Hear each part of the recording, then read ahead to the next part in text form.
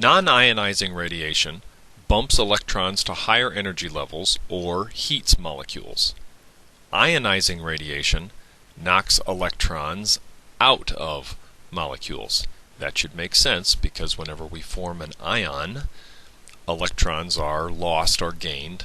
In this case, ionizing radiation knocks electrons out of molecules. Several examples of ionizing radiation: all particle radiation, alpha, beta, and so on. So any type of particle radiation is definitely ionizing.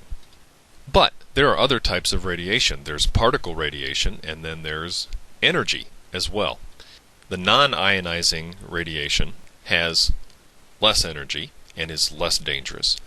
Ionizing radiation is more dangerous because it has more energy. If we look at the electromagnetic spectrum, it turns out that UV is like the dividing line. Low-end UV is non-ionizing, far-end UV is ionizing. But anything below low-end UV is considered non-ionizing radiation, which is safe, and anything above that we need to be careful with. Ionizing radiation affects living tissue thus: it creates H2O plus, in other words, it knocks an electron out of a water molecule. Then what happens is we get this kind of process happening, where we form this very important species, which is a neutral free radical. That is, it has an unpaired electron. And the problem with free radicals is that they initiate a number of chemical reactions that tend to disrupt cell function. This is why purveyors of vitamins say that taking vitamin C helps with getting rid of free radicals. Free radicals definitely do some bad things in living tissue. The tissues most damaged by radiation are the ones that have cells that rapidly reproduce, like bone marrow, where red blood cells are made, lymph nodes. Low doses of radiation over a long time can induce cancer, which, in case you didn't know, is the uncontrolled reproduction of cells. A cancerous cell doesn't know when to stop dividing, and it just consumes all the resources in the area and can lead to death, obviously. There are many units for radiation dose. We can look these up. Nobody has these memorized, okay? RAD is an acronym for radiation absorbed dose. You can see that sometimes radiation doses are in numbers of disintegrations per second.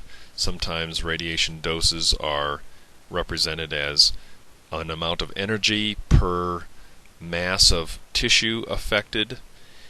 In any case, we can look these up if we need to.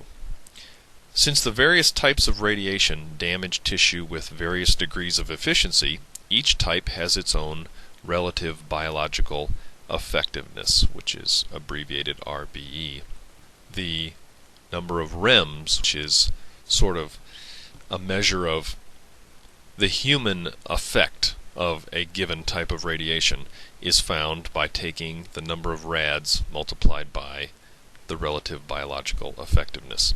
And in the lower right you can see here I've listed the RBE values for several types of radiation, for beta, for neutron emission, and for alpha particle decay. You might have heard of radon. Radon is an alpha emitter from the decay of radium in rocks and soil. It's a gas. It's a noble gas. It's very dense, so it seeps into basements. If you inhale it, that can lead to problems. Here's what happens in the formation of radon. It's radium-226 typically undergoing alpha decay to form radon. Then radon gets into your basement and emits alpha radiation, turns into polonium-218, which itself is an alpha emitter. So you've got double action going on there. Radon is estimated to be responsible for 10% of U.S. lung cancer deaths, which seems pretty high. If you have a basement, you probably ought to have it checked out. Let's summarize biological effects of radiation. Non-ionizing radiation includes all wavelengths from low-frequency UV through radio waves. Non-ionizing radiation is safe and results in the heating of molecules. Ionizing radiation is more dangerous. It includes all particle radiation, like alpha and beta, and the light from high-frequency UV through cosmic rays. Ionizing radiation produces free radicals in living tissue and is related to incidence of cancer. There are several units for quantifying radiation dose.